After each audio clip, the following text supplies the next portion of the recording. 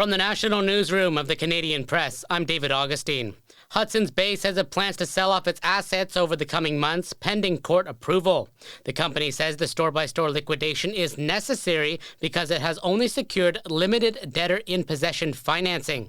It says that without an immediate liquidation across its stores, it believes it will not be able to repay its obligations. Hudson's Bay says it wants to conclude the liquidation process by June 15th.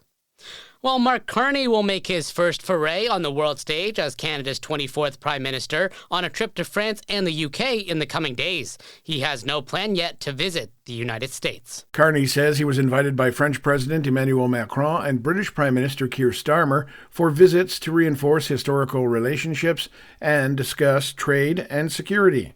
Carney says he's also looking forward to speaking with U.S. President Donald Trump at the appropriate moment.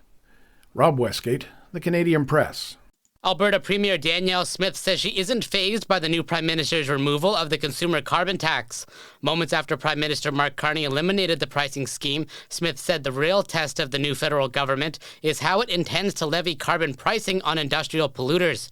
Now, Carney issued an order in council yesterday ending the consumer portion of the carbon pricing program just hours after he was sworn into office. Toronto Public Health notified 2,500 patients of a potential exposure to blood-borne viruses following an inspection at a gynecologist's office. The agency says it found multiple deviations from best practices during its investigations, with patients voicing their anger and frustration towards the doctors they placed their trust in.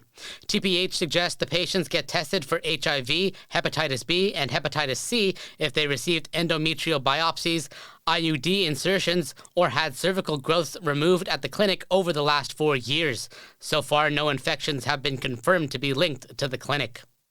Well, the SpaceX Endurance capsule took off from Cape Canaveral on Friday, taking a new crew to the International Space Station for a swap that will finally bring astronauts Butch Wilmore and Suni Williams back home. Reporter Faith Abube has the details. The successful launch coming after a hydraulic issue caused NASA and SpaceX to scrub the first attempt Wednesday, just 45 minutes before takeoff. On board the Endurance capsule, 4 astronauts from the U.S., Japan, and Russia. The Crew 9 team will now be cleared to return on another spacecraft that has been docked there since September, once the Endurance capsule arrives.